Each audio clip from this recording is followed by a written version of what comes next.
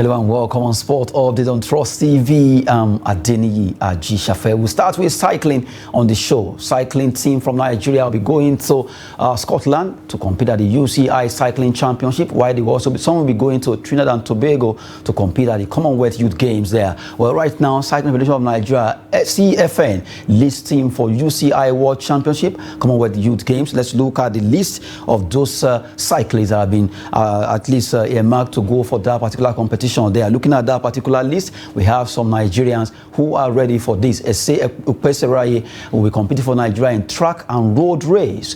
Tombrapa Gripper in track and road race. Samuel Mary, Grace Ayuba, and Patience Effiong in the junior category in track and road race. All of them are competing there, but they're in Scotland. While Tijani Abdullahi will be competing in cyclist there. Well, good one for him, and also he will be supported by another Nigerian in Class B category. For the Commonwealth Youth Games in Trinidad and Tobago, we have two Nigerians, Marvelous Olawale and Aishat Arogundade. They will all be competing in these two events. We have them in Scotland, the one they call UCI World Cycling Championship, and at the Commonwealth Youth Games in Trinidad and Tobago, the one they call T&T. Hopefully, the team will be doing well there. Joining me in the studio is Olawale Peters. Let's talk about this cycling story. Thank you, Adeniyi. And it's my pleasure to be back to the studio. So, and I think it's a good one. And it's a good one in the sense that we are gradually shifting our focus and attention away from football. The attention I've been given to football, I think is not yielding the needed results. So now, cycling, a lot of people like, are you really doing this sport in this country? If you're in Abuja every Saturday and Sunday and you see the amount of people that are doing this for fun, you'll be surprised that we have people doing this.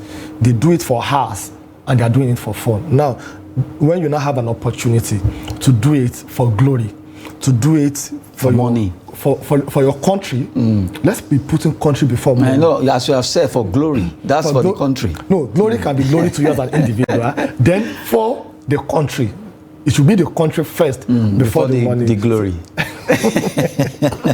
Seriously. So for the glory, for the money, just like you said, and for the country. Okay, so that means you're going to put in more effort. What you just need is to have in someone that will give you the technical skills, the technical knowledge. Even with the current situation of 620 per liters, it is even advisable for almost everybody to get a bicycle that is trekking to the office. I'm being honest with you. If you're staying very close to I have a friend where I worked before. He has a car. He's still very close to the office, but he comes to the office with his bicycle. That is very good for him, for his health. It's also very good. So someone like that, if he has an opportunity of now representing the country in a competition like this, I think it's going to go a very long way. I think it's a very good one, and you'll be surprised. And by the time the ladies they are back from this competition, we have like 1 or 2 because this is not the first time. This is not the first time, and this is not going to be the last time. So I think it's a very good development. Then apart from seeing them going for the international competition, just like we have the handball that they play their leagues. Yes. We have the volleyball, they play their league. This also we can introduce. Let's have like a mini league. If you can't start state by state, maybe we do it geopolitical zone. This is geopolitical zone that we have in the country. Let's try and showcase more of our talent that we have. Not that when it comes to this competition like this, we'll do a fire brigade approach, because the skills, we have people with the skills already. So let's try and see how the government and private organization can do a lot to also assist the people to bring out the skills that they have. So this is a very good one. A good one there. Talking about cycling at the Federation right now, you're marking some Nigerians to go for competition in Scotland, precisely in Glasgow, where they'll be fighting for honors in track and road race, and also junior category. They have the senior and junior category, and also para cyclists. We have just one person there, Tijani Abdullah, will be there to compete for Nigeria in Class B category, while Marvelous Olawale, Aishat Arugundade will be competing at the Commonwealth Youth Games that will be coming up in T&T, Trinidad and Tobago there. Hopefully they will come back with a lot of medals, especially a gold medal for Nigeria. Well, for the federation led by Gian Domenico Massari, they are doing a yeoman's job by trying to make sure they propagate cycling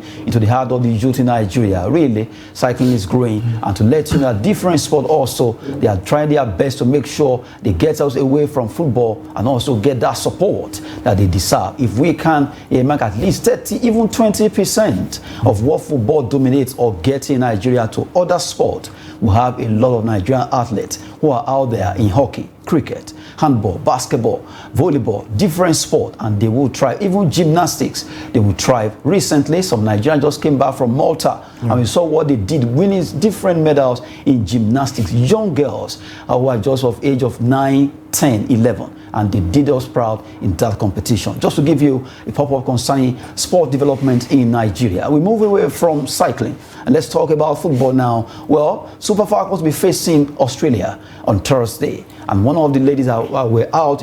She was out during the match against Canada, but now she's back because she has fulfilled that particular ban that she was observing. Now she'll be playing. Ajibade says, "I'm happy to be back for Super Falcons, ready to give 100%. Hopefully, she will do that by the time they face Australia on Thursday."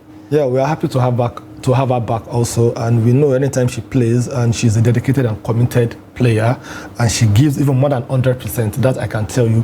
But you shouldn't look at her playing as an individual player.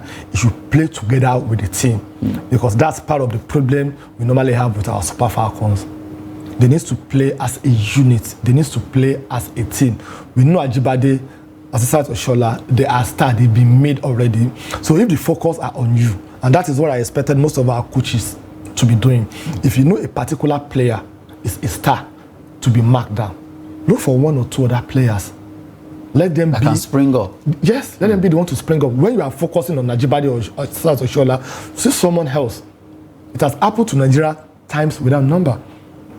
I recall in USA 94, one of the reasons why we lost to Italy was because the Italian team, they marked our two most dangerous players, Emmanuel Amunike and Daniel Amokachi.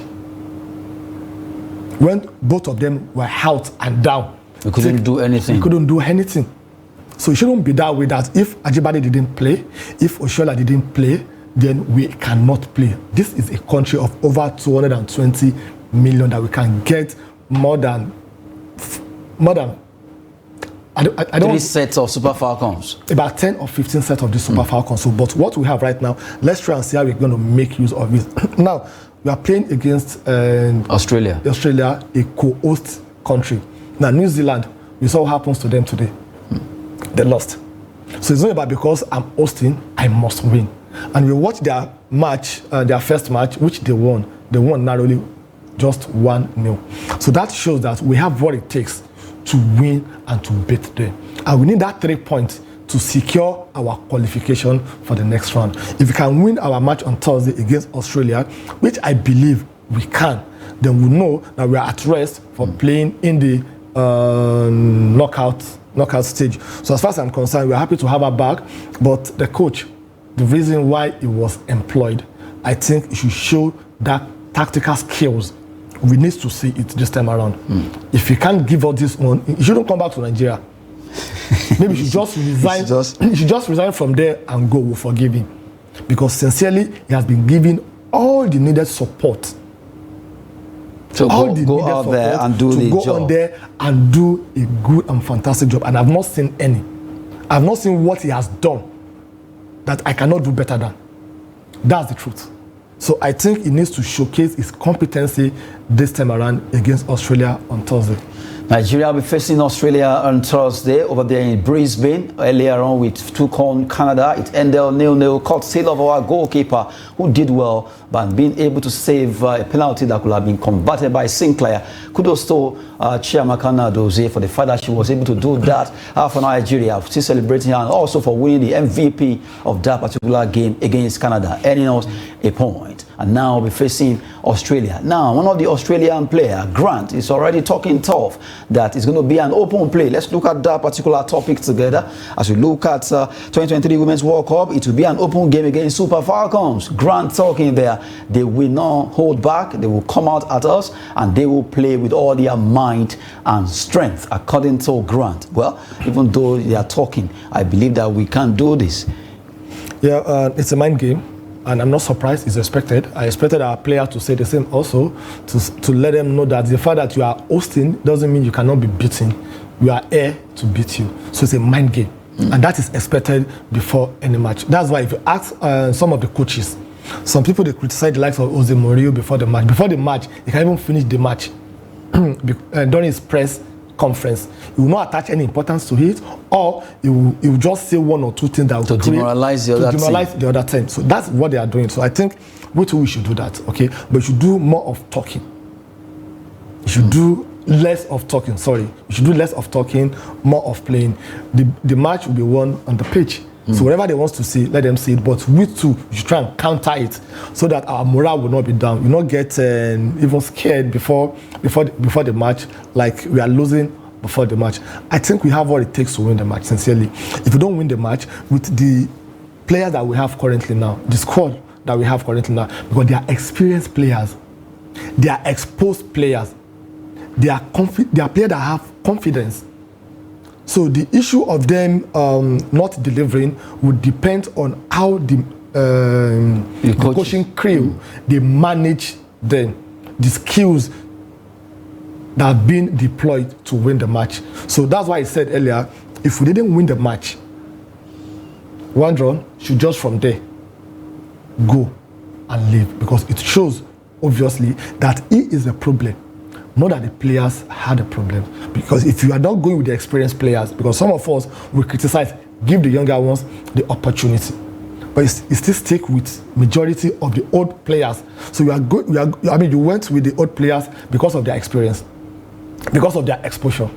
Now, if you do not deliver, now why are you going to play? It's not the players also.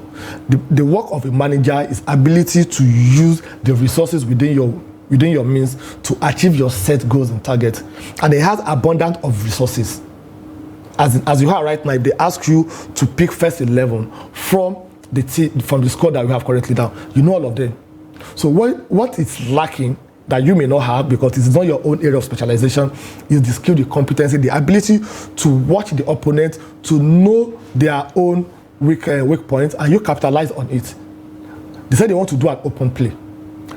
Check the track record of the matches they've played before. Do you normally do open play, or they are just talking? I'm sure it's just a mind game. So now, if it is a mind game, you know that no, they are not used to open play. They play more from the flank, and once they score one goal, what they do is they go back. So when they go back, what can you do to break their defense? Do you have a player that play more from the box 18? Yes. That old ball. Then you now need a ball ola, someone that can hold ball a lot, someone that can dribble, that will make them to commit foul, that will frustrate them, that will push it to them. So that is what a coach is needed to do. So if we did not win the match, I will say it again, I'll put it on the coach. Now, from the way it is, Halimatu, they will be back. Herself and Ajibade, they will be back for this game. And a lot of Nigerians are looking at, the young lady that got red carded in that game, Deborah Abiodun. A lot of Nigerians are like, wow, this is our Kante. Fantastic player, even though she got red carded there. But this match against Australia, it will actually spell well, because if we are able to win it, that's 4 points already, and it will help us against Ireland. But from the way it is, Ajibade, Halimatu coming back to that squad, and Abiodun out, do you think the inclusion of these experienced players now will at least have a good effect on that team? Yeah, it will balance the team. It will also give the team a balance. It will also give the team the confidence that they needed, and they are going to be more like the role model that everybody is looking up to. But they shouldn't carry the burden on their head all alone, as if I must score. As if everything depends on me. No. You can be the marksman, but you're not the talisman. Let everybody be focusing on you. But have your point man. you have the ball, you pass it. If you watch most of the Messi's matches, at times it will be you see 2, 3, 4 players on him. But what he will do, he will just withdraw himself from the box 18, play more from the midfield. It happens to Nigeria. That was why we have the likes of Angel Di Maria that scored when we play against them. Attention was on Messi. Why Di Maria do the damage? It happens before, and it's still happening. So I think that is what we need to do. Definitely, they are coming back. It's a morale booster to the team, morale booster, and also an opportunity for us to really showcase that we have what it takes to win the match, with or without them. Well, from the way it is right now, it's a big one there, because Nigeria, if we really want to triumph and go further in this particular competition, we need to triumph against Australia. We really need that 3 point, at least in our kitty, to get to before we face Ireland. It's a tough one, but it's very doable. According to the coach, they will want to work together with Nigerians. A lot of Nigerians are staying in Australia right now, giving support due to the fact that some of the supporters club are yet to get to Australia due to issue of visa. And now that will be a mind game, because I saw some group of supporters saying, well, Australia refused to grant them visa because they know that the support they will be getting, they want the whole stadium to the noise and everything to be in Australia's favor, whereas Super Falcons may not be having much. Adeni, let's tell ourselves the truth. Is it really the fault of the Australian government? Or is it our fault? Or is it our own fault? When did we start the visa process? Let's ask that question. So we shouldn't be putting the blame on them that, no, I don't think they can do that. Because if they do that, there is a sanction and a penalty for that. Even let's even look at it this way. Even if they give the supporters club, if 3 sets of supporters club visa, Australia, they are the host. No matter how, you can't even be up to half of the... That is exactly what I'm saying. So it's no issue about they are playing a game, they don't want us to be in the stadium. All this one that you've been going and you've been at the stadium, what have you achieved? I remember in Abuja here when... Even in Abuja against Ghana. Against Ghana here. I'm talking about the qualifier World goodness. Cup. We are like 99.9 against the Ghana. The Ghanaians, they were not even up to 30. Yes, we saw them. We saw them. The place was electric. In fact, I've never seen that before. What happened to us? So let's call a spade a spade. That's the truth. It's not about, yes, the supporter, they do a lot when you are playing and you look. That sound alone. You see that sound alone. You see people singing, cheering you up. It matters a lot. But you should not hide under the unclaimed issue that they are the reason why they don't want to give us visa. When did we start our application? Is it the first time we are going for the World Cup? So that's not an issue. That's not an excuse. Yeah, I should be their spokesman. You've always been their spokesman. Besides his lacks there. Just talking about Australia versus Nigeria, a big match on Thursday. What will happen there between Super Falcons and the Matildas, as they call Australian women's national team there? Well, hopefully our ladies will do us proud in this game, and we just hope that they will really perform far, far better and smarter than the way they did against Canada there. Now, let's look at 2 stories in the world of transfer before we wrap it up. We talk about Chelsea's bid to sign Moise Caicedo from Brighton, hanging on defender Levi Colwill inclusion. Well, Chelsea right now, they want to sign this player, but Brighton are saying, before you can get him, give us a player called Colwill before we can allow this deal to work. This is another issue now. Okay, I don't think it's an issue. It's just about a scale of preference and your priority. Now, Chelsea should look at that. Okay, do we really need Levy? Is it part of our game plan for this season? Then between him and Caicedo, who do we really need most? Is it that we are having a position that is so blank that if you didn't come, you will not make them to get to the top 4? So it's all about priority. And sincerely, I'm not blaming Brighton. They have a reason for holding on to him. And they don't want to create unnecessary vacuum in their own team that will be difficult, to fill. So Chelsea should do their plus and minus and see if they really need him or not. But if you ask me, what do they need? I don't understand. If you ask me, it's money misroad. Because I saw the list of players that left Chelsea. I saw the players that they've gotten, and I'm like, this guy said, "Do you are running after?" Is it not the same guy said we watch in Brighton? Is it that? If the number of players that left Chelsea left Arsenal will not be existing again. No, let's not bring Arsenal now. No, I'm just now using, you are I'm just using that as an trying. example. We're talking about Chelsea. You went for Arsenal. No, what has Arsenal got to do with Caicedo? It's an example. Now. The example is a bit. You're not talking about the same Arsenal that let me look for the grammar we use, because seriously, it's a slap on the face of Arsenal fans. We're talking Chelsea trying to go for Caicedo for all this white has been using him week in, week out. If you want to get Caicedo, sign him. Why bring in Arsenal now? Okay, and do you know the number of noise that Arsenal made before they signed? But they signed him. They signed the rice. At least it's going to be bringing the rice and beans. Rice and beans. You want to start again? But the Caicedo has been start now. The Caicedo today, Caicedo tomorrow. Now sign him, join him with Colwill. They are saying no. Don't worry. Chelsea will sign him.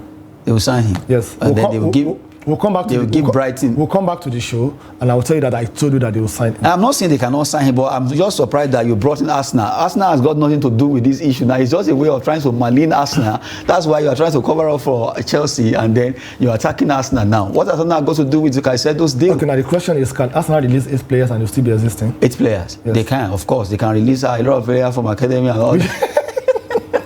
Anyway, just for Banter in the studio there. Let's take our last straw on the show that has to do with a goalkeeper that did so at the World Cup. His name is Emiliano Martinez. Martinez played with Aston Villa, but right now, Inter Milan, the Nerazzurris, are offering Aston Villa 15 million euros, 12.95 for goalkeeper Emiliano Martinez after their former goalkeeper Onana moved to Manchester United.